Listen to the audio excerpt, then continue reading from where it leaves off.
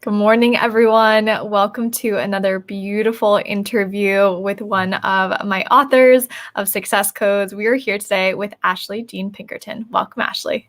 Thank you. Thank you. Such an honor to be here with you today, with everyone. Thank you. Thank you. Mm. So there's kind of multiple purposes of me doing the interviews. Number one, I love interviewing people. It's a blast. As we were just saying, we get to know each other. We get to ask deeper questions. But I also get to understand what storytelling means to you and really what you chose to share in the book Success Code. So let's start with that first question. What does storytelling mean to you?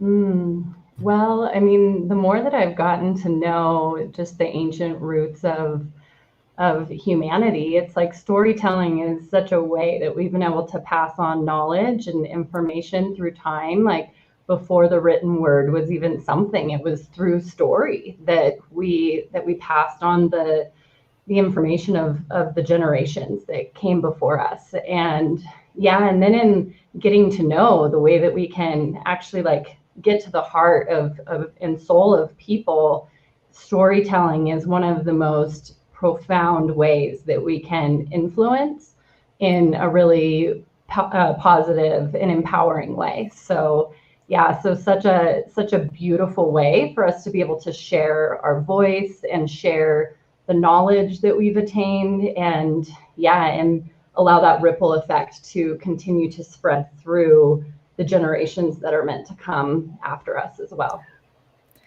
I love that you bring it back to the roots, because that has always been something just really interesting to me, how people communicated beyond even word and how our stories were passed down from generation, generation. Yeah. And I know some of your work, right? You call yourself a Love Activator, which I also want to talk about, but you've also studied with, I believe it's the Four Winds Society. So I'd love to hear more about your work in shamanism and what you're doing on the planet. Yeah. Well, yeah, thank you so much for bringing it to that, because that was really the biggest catalyst to my transformation, is aligning with the Four Winds. And at the time I had really been walking myself through my own journey of transformation, and of course with support of family and of loved ones and of Mother Earth, and and also some different forms of energy healing. But then when I found the Four Winds and clicked the link and went to the website and saw what was happening in this space, it was like, wow, that is everything that I'm calling for right now. And to just know that I would have a family and mentors and guides and really a lineage, a very ancient lineage. The Four Winds is connected to the lineage of the Quero, which are from the high mountains of Peru. And they hold really the original wisdom teachings of Mother Earth. So at the time that the Spanish Inquisition happened, the Quero, they had prophecy. They knew that there was going to be this time when they would have to go into hiding. And so as the conquistadors came into Peru, into South America, they heard that call of spirit to go into the high mountains. And so they retreated into the mountains where, up to where like no white man could really venture, because it was so high up. And they stayed there for 500 years. And many people, many like archaeologists, they thought that they had gone extinct. They thought that they were no more. And they are directly connected to the Inca. So they, are the people of the sun, and they knew that it was essential for them to do this, to be able to preserve the wisdom teachings of Mother Earth. And so then when the time came and more of the prophecies were fulfilled, they knew it was time to come out of hiding. And so kind of like the mid 1900s, they came out of the mountains and back down into the central city of Cusco. And, the people were like, wow, we've been waiting for you, and as they're speaking the language of Quechuan, and, the archaeologists and the people are like, wait a minute, we thought that you were extinct. And it was like, no, they had listened to the call of spirit. And and they knew that the medicine people, the shamans of the future would come from the West, that, you know, Western society has really kind of got us into this mess that we're in today. And so it's really up to us to turn it around. And so it's such a great honor that the Karo have opened their lineage. They've opened the seats of their lineage to people like myself who aren't of, you know, Native American origin, so to speak, but who on a very deep soul level, you know, have held these codes and have walked the medicine path. And, you know, we're part of the lineage in the physical sense of things, you know, at some point in time. And, you know, now they've opened the seats of their lineage to those who feel the call to show up and to bring forth the wisdom teachings of Mother Earth. And so that's really, through the Four Winds, what we have had the great honor of doing, of really accepting our seat within this lineage of creation and bringing forth these very, very potent teachings, which remind us of our interconnectedness to all things, to the earth, to the heavens, to the stars, to the mountains, to, you know, I mean, there's countless ways that we can connect with spirit. And yeah, and so really through this training, you know, we get initiated into this medicine path, and at the same time, you know, receive the wisdom of how to walk others through the same transformation.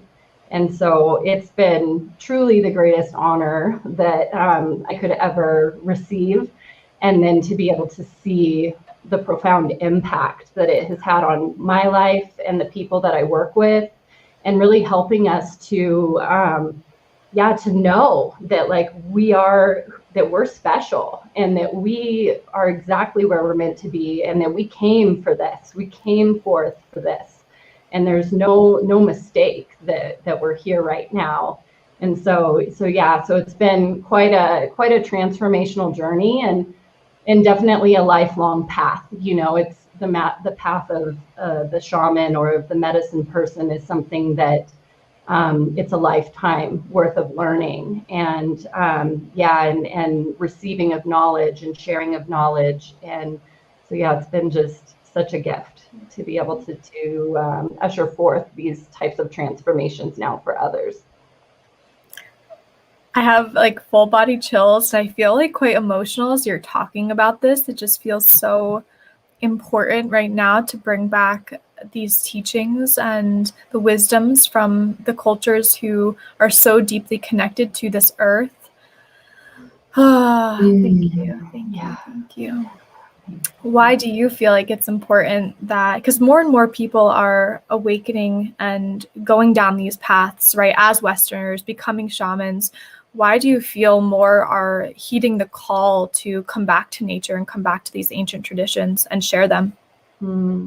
Yeah, well, you know, and that's just it. It's a call. It's this, and it's kind of like for myself, it was a call of spirit. It was something that was awakened within my heart and soul, where I was like, wait a minute, there's so much more. Like, this is what I was doing before. This is not what I came for. I'm like, I could just feel on a really deep and profound soul level that I was meant to create a really positive impact. And I think that, you know, in our modern way of being, we've really lost sight of our connection to nature and to spirit, to God, source, light, joy, grace, beauty, love, whatever we call it. You know, like, that's what I love on the shamanic path. They say the one who goes by 1,000 names yet remains nameless.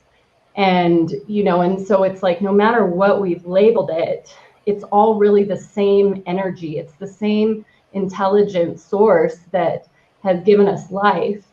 And I think that, yeah, in our modern way of doing things, we've really lost sight of our interconnectedness to each other, to all that is. And so I think that, you know, people are they're seeking something. And Pachamama, Mother Earth, she is calling for us. She is calling for her children to awaken and to remember. and to be able to walk softly upon her face and to bring balance and harmony. And in Quechuan they call it aini, and this is right relationship, reciprocity, where we walk in balance and harmony with all life, and we recognize all life is sacred.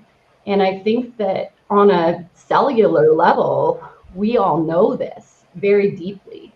And but logically, we've kind of lost sight of that. And so at this time, this great awakening that we find ourselves on, these the catalyst of our remembrance is very, very potent. And so so I think that it's like, and in remembering, then we belong, whereas like kind of more in like the Judeo-Christian faith, we were exiled from the garden. We were kicked out of the garden, and said that we weren't good enough, that we weren't worthy.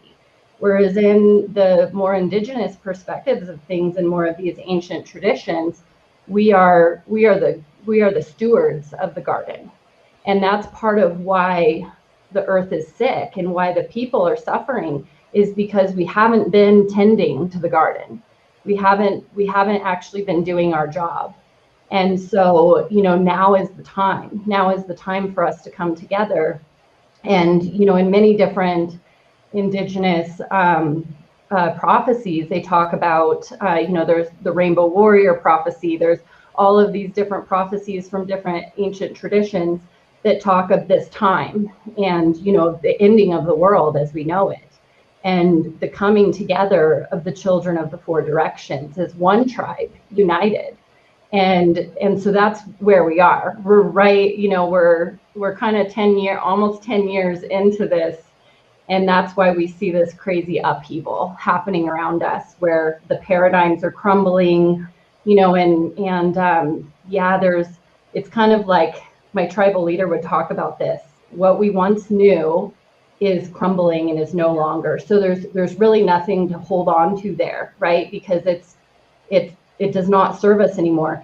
Yet the new paradigm is yet to really be anchored and birthed. So people like ourselves, people who are the wayshowers, the visionaries, the dreamers, it's so important for us to hold the vision of what we know, because we are truly birthing this whole other way of being. And we got to hold steady to that vision, because it can be a challenge, as we know, right?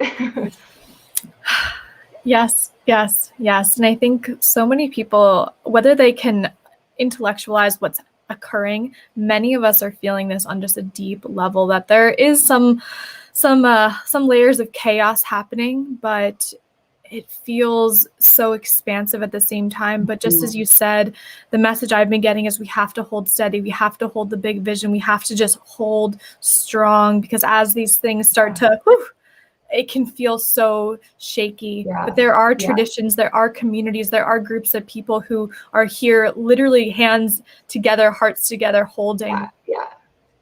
Absolutely. Yeah. And it always, my guides are always showing me these beautiful analogies and ways for me to translate kind of what's happening to others, so that others can really understand it. And I don't know if you're familiar at all with like the study of sound of semantics. But there's, and for those who are watching, if you're not familiar, just go to YouTube and look up semantics, starting with the CCY. And there's these amazing studies of how they've been able to show the way that as frequencies shift, it creates these beautiful mandala type of patterns in nature. And, what my guides have said is like, so we're in the middle of a frequency shift. And so, and if you watch on these experiments they've done, as the frequencies shift, there's this moment of total chaos where, the sand or whatever it is that they're utilizing to be able to really give the visual effect, it's like, it looks like there's no order. It looks like stuff is just everywhere. And then all of a sudden, boom, it just locks into place. And so it's like, they just show me, it's like, this is what's happening right now. You know, we're right in the midst of that frequency shift. So as much as it looks like chaos, it's actually divine order. And there's something more intricate and beautiful and expansive that's going to come out of this. So we just got to hold tight. Yep. Yes. And part of my big mission, which is far beyond books, but books are one of the avenues that we can redirect the flow of consciousness through sharing our stories, through teaching on topics like this. And you recently wrote your chapter in the book Success Codes, which is coming out September 3rd. So I'd love for you to talk about how you were able to weave some of your background into your story on redefining success. Yeah. Well, and I think, you know, it's so interesting how connected even the word success has been to my journey and my awakening. And, you know, just a simple little note that was written with the word pulled me through some really challenging times. Just seeing it was like, okay, I know I can do this. And so really in my chapter, I shared my story. I shared how I was really able to transform my own life, and how, and it's so interesting how, you know, it's kind of like, even right now with this transformation we're going through, it's bringing us back to the roots, right? Back to those original teachings. And so that's what I found, is that through my transformation, it brought me back to those original truths I held as a little girl about success. And so I really just shared from my heart, my story, in, you know, the hope and the prayer that it will help others to know that it's okay. It's okay to blaze our own path, you know. And sometimes it's like, I like to kind of joke, like, if you feel like you're at a dead end, just look for the path, the garden path that leads out to the forest, right? Because it's about getting back to the earth, back to the mother, back to our sacred connection to each other and to all that is. And in that, we really find our alignment with success. A lot of these interviews lately have left me somewhat speechless, because everything that you all have shared is just, yes, like, thank you. All I can say is thank you. Yeah. Which is so beautiful, right? That's like the most simple prayer. If all we could just say is, you know, thank you, like that, our life will continuously change for the better. Yeah. What is your highest intention for those who not only read the book, but maybe start to dive down a path of deeper understanding of self, Earth, Pachamama? Yeah, I think my deepest intention is just for each of us to remember ourselves, remember the uniqueness that we all bring forth, that that we hold sacred codes and medicine and wisdom and knowledge that is different from anyone else. And even if people are saying the same thing or a similar thing, it's different because it's being spoken through us. And so really, I would just love to be able to awaken that remembrance of purpose and of presence and meaning and connection, and knowing that we have what it takes within us, that it's all right here. And I think that that's it's like having the courage to look within ourselves, to go into our hearts. And, within we find this beautiful cavern of gems that, that maybe were once hidden to us. And so I think it's really just coming back to the heart, coming back to the soul, coming back to what's really simple, even just the breath, right? Just presence with the breath. I mean, I know you do Kundalini Yoga, which my partner and I have just, recently kind of gotten into. And, it's like just bringing back our awareness to the most sacred thing that is with us throughout our life. And that's the breath. It will be with us first thing that happened when we came in, last thing that happens when we rebirth into the next life, as I like to say. So yeah, it's like, remember how simple it can be, and that we have the knowledge within us to do everything that we came forth to do. So beautiful. So beautiful. Well, if you are all listening, be sure to grab your copy of Success Codes on September 3rd. This book is deeply infused with codes for success that aren't saying this is the only way of doing, being, living, but really experiences that can just simply activate you back to your own knowing. And as Ashley has been reminding us, our own remembering. So I just cannot wait for people to hold this in their hands and to receive the activation and initiation that they need in this given time.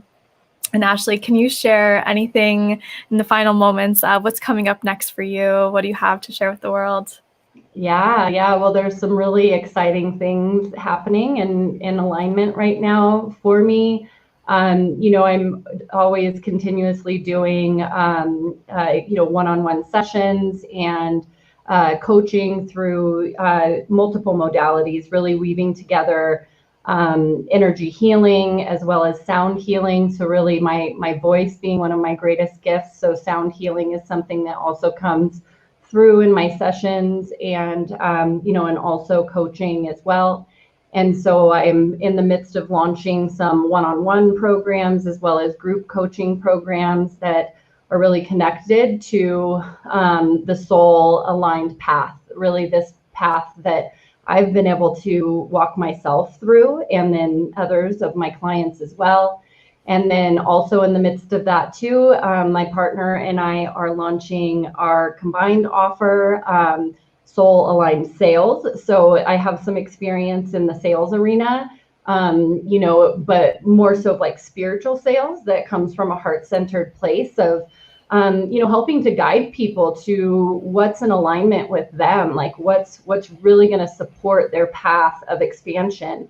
And so with my partner's expertise in sales as well, we're really bringing forward this new program that will help people to really sell from a place of alignment, from heart-centeredness, and not like the pushy kind of pressure sales that so many people are used to that make you go, ugh, like I don't even want to be part of that. We know it can be different. And so so that's what's really exciting. So coming up here, within the next couple of weeks, we'll have a group program and one-on-one that, will continuously be flowing along as time goes. Beautiful. Beautiful. Yeah. I love the heart-centered sales. As someone who used to make 100 cold calls a day working as a sales associate, I love the polarity there. Now we know exactly what it is that we truly, truly want. So thank you for sharing that. And for anyone who would like to join another project like this, my next book is called Lineage Speaks, Women Healing Generations Past, Present, and Future. I'm really calling on the medicine women, the healers, the women who are in touch with mind, body, soul, spirit, earth, and want to usher in a new generation of change, of being, of doing, of living, of breathing. And I just can't wait. I can't wait.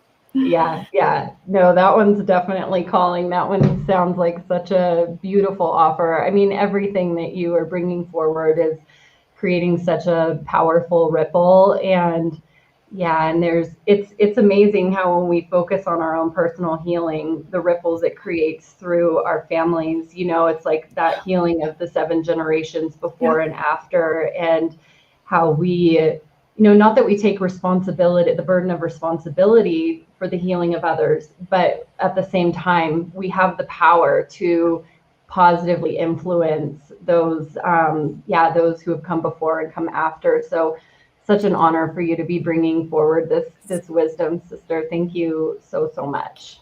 Thank you. Thank you so much. So well said. Thank you for being here today. I'm so grateful that you could just grace us with your presence. I love everything that you're sharing, and just thank you. Everyone go check out everything that Ashley is doing amazing things in the world. Thank you, thank you, thank you. And I hope everyone has a beautiful day ahead. See you later. Thank you all. Much love.